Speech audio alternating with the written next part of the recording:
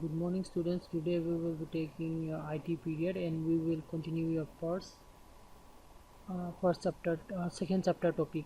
So let's continue. In order to continue, we will first need to download the PDF, right? So the PDF is already available on this link, which is on your group description. Then IT.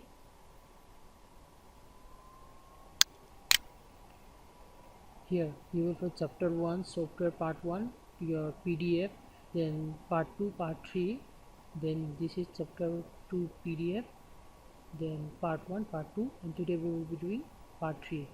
Understanding algorithms and pseudocode is already completed. Let's go to the topic chapter 2. You can also use this search link, okay? CHAT chapter 2. So here are all the chapters 2, okay? Now download.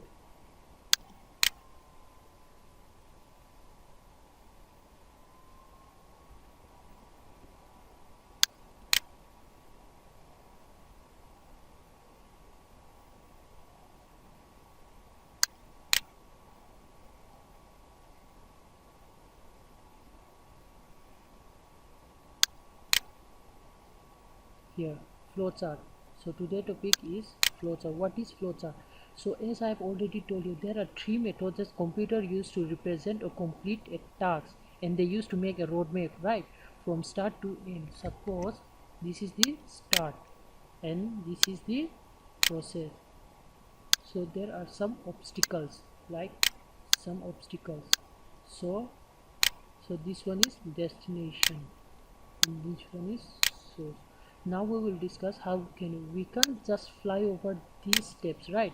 So we need to go to first step, then second step, then third step, fourth step, then go to the. So computer needs to proceed it thoroughly, okay, step by step. First step, second step, third step. They can't just jump to the final solution. So in this way, computer uses three technique. One is pseudocode, one is algorithm, then the third one is flowchart. Pseudocode is about code, okay? We assign some kind of code, okay? Yeah, in algorithm there are some steps which is written in normal English, but in pseudocode we denote it with some codes, like some code which is difficult for human being to understand. Then the third one is flowchart. This one is very short, okay? They used to show in flowchart. It is a pictorial manner. Instead of using this type, they use some kind of table, okay? Some kind of table type symbols. So each symbols, using this, your whole decision making will be done using these symbols, okay? These symbols. Then it will be oval, parallelogram, rectangle, diamond, box, circle, direction.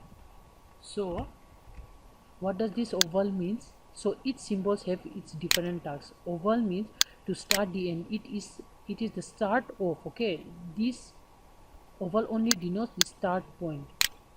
Then this parallelogram. Parallelogram denotes input, whatever, suppose maybe 5. In order to take the result, or we put this as result.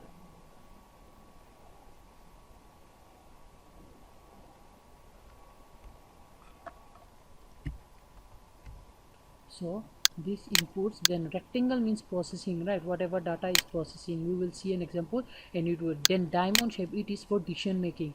So in some cases we need to take, suppose in our class 8 there are option, right? Hindi and Mizo, right? So suppose this is you. So this is, you need to make decision, right? Either you want to take Mizo or Hindi. If you want to take Hindi, then Hindi will take you different subject, and if you take on Mizo, then it will take on different subject. In this type of cases, it is diamond. Then box, printing the output at the last. Suppose you took Hindi, right? So the Hindi will print here. So then circle, connect two or more parts in the flowchart. So this circle connects, suppose there are some kind of, this is, I have written a more subject. So for this more subject, we use circle, right, to connect each one at one. Now flow direction means how the program flows. Suppose the program might go to Hindi, then again to Mizo, then it will flow down. So this will denote how the information is flowing. Now let's go to topic. Read, this one is also very important, this one. So what does this mean? Read or input. Read means there is some data. Suppose there is some data in the box. Suppose 9 plus 1 is equal to answer is 10. So we need to read the data, right? In order to read the data, we use this read code. Okay, you will learn more about it on your class 6 read code. Suppose you want to put this data, suppose 9 or maybe 7, this one is called input. Okay, you need to use this keyword, this input read in your this kind of use. Okay, let means assigning variable. Assigning let means suppose you want to assign a with 10, then we need to write let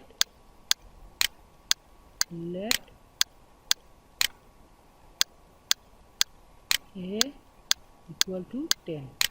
Then print means you can just print whatever written. Is used for decision making. Then let's see an example.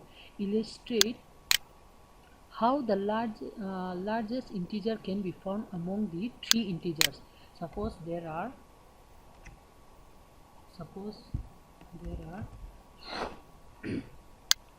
2, 5, 7, 1.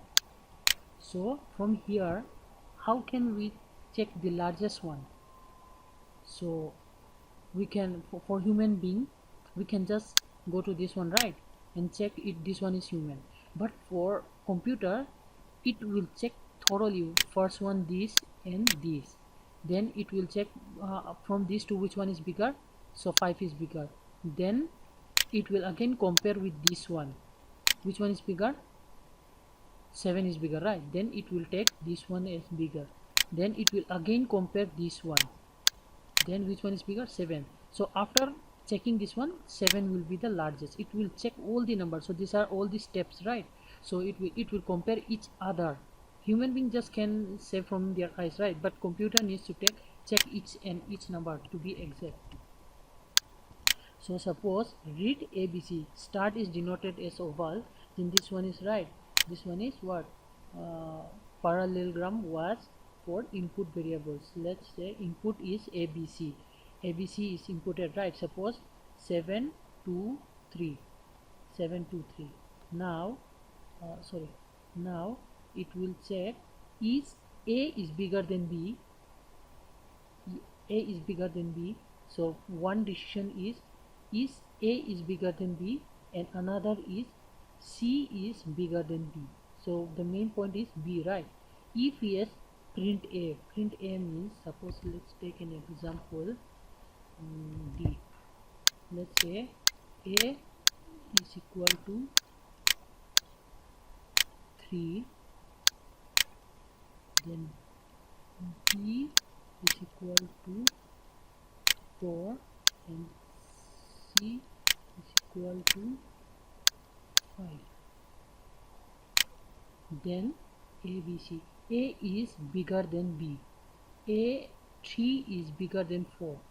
False, right? So they are making two decisions. A is bigger than B, and the main point is B, right? B is on the center. C is bigger than, it's comparing each other. If A is bigger than B, then print A. If A is not bigger than B, then print C. Why? Because if we compare between these two, if A is bigger than B, that means C is bigger, right?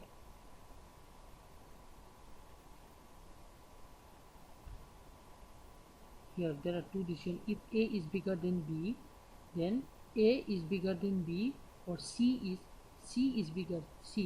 A is bigger than B, right? A is bigger than B. We are comparing. If A is bigger than B, or C is bigger than. Suppose A is bigger than B. It's wrong. This one is wrong, right? No. Then here it checks C is bigger than B. 5 is bigger than 4. true, then it will print C, right? C. So suppose then A, then after printing the answer, so in our case C, right? Answer C is answer, because it will first check A is bigger than B. No, it's not bigger, so it will print C. Then C is bigger than B. Suppose the answer say A is bigger than B and C is bigger than B, but B is bigger. If A is bigger than B, it will directly print this one, and C is bigger than B, this one is wrong, then it will again go to this one. So the answer can be this one. It's quite difficult in your whiteboard bits, because it's quite difficult for me to explain in this paper as I am using mouse. So let's take the second one. Algorithm which have discussed earlier are flown in shorter. Here, to find the average of a number. So start. Read n, this one is using for reading, right? Read n means reading number. Read means to read any number. Suppose there are some number is given 10. So let 1 is equal to 0. Let I, this one is I equal to 0. Let sum equal to 0. Sum is also equal to 0. Average is 0. If num, read num, there are, this one is num, okay? Num equal to, what was num 10. Then sum is equal to sum plus sum, so 0 plus 0 is 0. Then I is equal to I plus 1. Then is I is equal to n. If I is equal to I plus 1, I is 0, then 0 plus 1 is 1. And n was written, read n was 10. As we have assigned n as 10, then I is equal to 0, no, right? Then it will again, if no, then it will go to again this one, read m, then it will again check this one, then it will start looping, because we took it as n, and here it is written as I is equal to 0. Then it will continue, then I become 1, right?